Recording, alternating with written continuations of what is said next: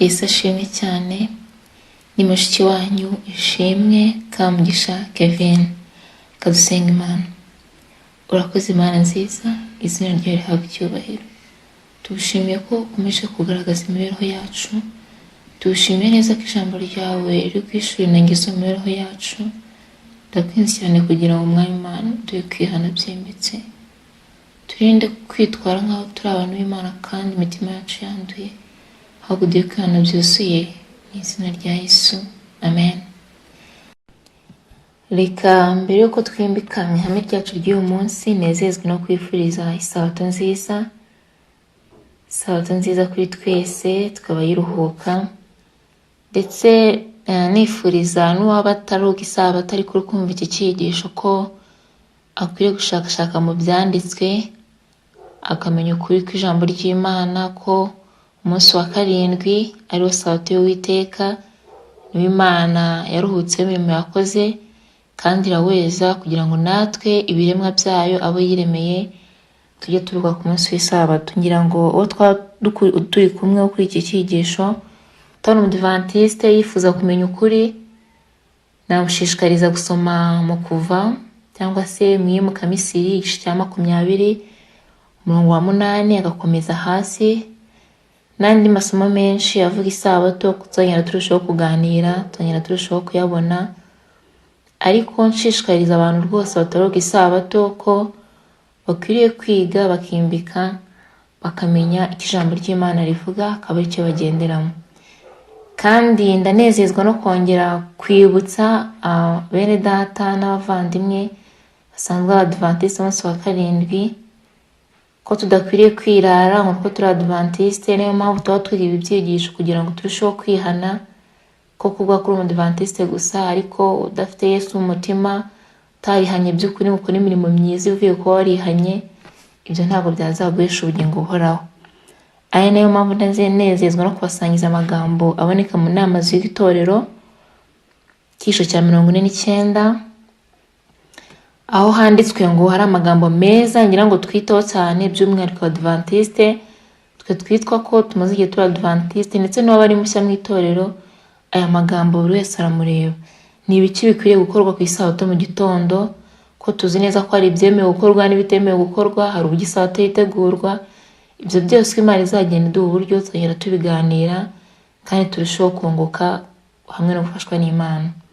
Muri iki gitabo cy'inama z'itorero chapitre 49 handitswe ngo nta muntu n'umwe ukwiriye kumva atekanye mu gihe ari gukoresha amasaha yera mu buryo budakwiriye.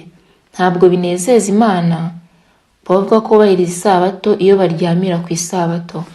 Iyo bari gukora ibyo baba bari gusuzugura umuremyi wabo, kandi iyo bakora ibyo baba bagaragaza ko iminsi 6 ari y'agaciro cyane kuri bo ku buryo batabona umwanya wo kuryama.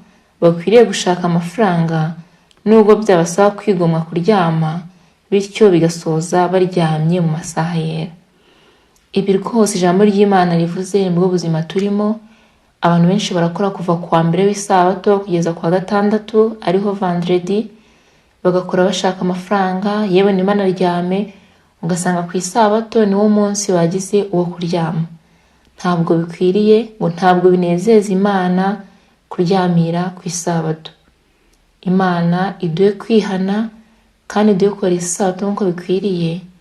Ibidushoboze reka tujye mbere mu cyigisho. Tugeze ku ihame rya 5 rivuga ngo gukora neza wigengesera, udakora nabi si ugukora neza, no kuba mwiza wigengesera ngo utaba mubi si ukuba mwiza. Niba nta kintu kibi ukora ubwo ukora ibyiza. Mbese ibyo nibyo? Oya sibyo.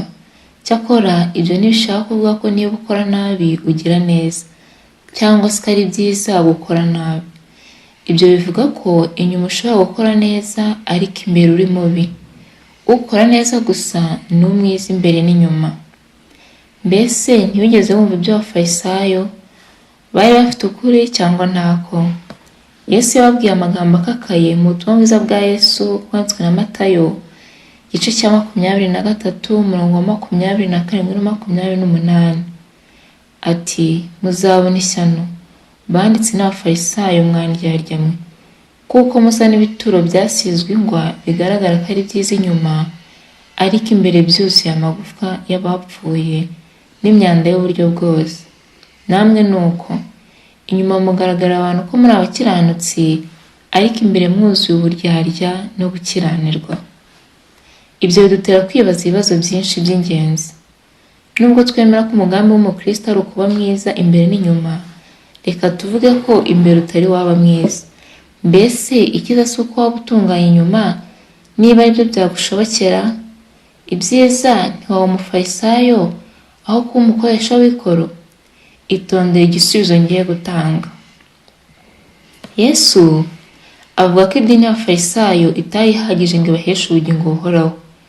Gukiranuka kwanyu ni kutarenga uko abanditsi n'abafarisayo, ntimubasha kwinjira mu bwami bw'Imana. Ubutumwa bwiza bwa Yesu bwanditswe na Matayo, igice cya 5 umurongo wa 20. Ni ukuvuga rero ko nubwo ubwiza bw'inyuma bwagira akamaro, nta gaciro bufite namba mu by'agakiza. Dusoma mu gitabo cyo kugana Yesu ngo hariho abantu bavuga ko bakorera Imana, biringira ko imbaraga zabo gusa arizo zizabashoboza gukomeza amategeko yayo. Gukosora amakosa yabo no kwihesha agaciro, umutima wabo nturagakorwaho n'urukundo rwimbitse rw'Umukiza, ahubwo bihatira kuzuza inshingano z'imibereho ya Gikristo nk'ikintu basabwa gusohoza ngo babone ijuru. Bene iryo dini nta gaciro na busa rifite. Ni ukuvuga rero ko nubwo kugaragara neza inyuma hari aho kwagira umumaro, ntacyo kumaze, nta gaciro bigira mu byerekeye iyobokamana. Mu gice cya 3 cy'ibyahishuwe tuhabona ubutumwa budasanzwe byagenewe itorero ryo mu gihe kizanziriza kuza kwa Yesu. Nzi imirimo yawe, ntukonje kandi ntubizi. Iyaba wari ukonje cyangwa wari ubizi. Nuko rero ubwo uri akazuyazi, udakonje kandi ntubire, ngiye kukuruka. Imirongo 15 na 16. Nubwo rero gukiranuka kw'inyuma kwagira akamaro, mu maso y'Imana ni kubi cyane kurutwa no kuba kudahari. Ku Mwami Imana gukonja biruta kuba akazuyazi. Gukiranuka kw'inyuma gusa kubabaza Imana Data wo mu ijuru. Data wo mu ijuru azi ko umuntu ucumura ku mugaragaro ashobora kwishimira inkuru nziza y'agakiza no kuyumva kuruta uwumva ko ntacyo akenye. Abashobora kuba beza inyuma kubw'imbaraga zabo ntibumva ko bakenye, ntibaza kuri Yesu ngo bakire agakiza yifuza kubaho.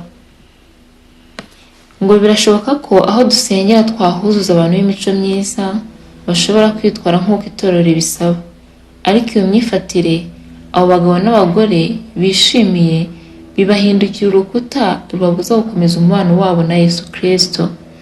Iyaba twemeraga kandi tukizera mu by'ukuri ko gukiranuka kw'inyuma kudafite agaciro mu maso y'Imana gusa, ahubwo ko kunayitera iseseme, twareka kugira uko gukiranuka. Ahubwo aho gukora ibyo twatanga igihe, imbaraga zacu, umwete wacu dushaka Umwami Yesu kugira ngo aze abe muri twe. Mbese biguteye ubwoba? Ufite ubwoba bwo kureka kugerageza gukora neza? Mbese witeguye gushyira umuhati wawe mu kwemera gukiranuka kwa Kristo buri munsi, ukagirana nawe umushyikirano uhoraho?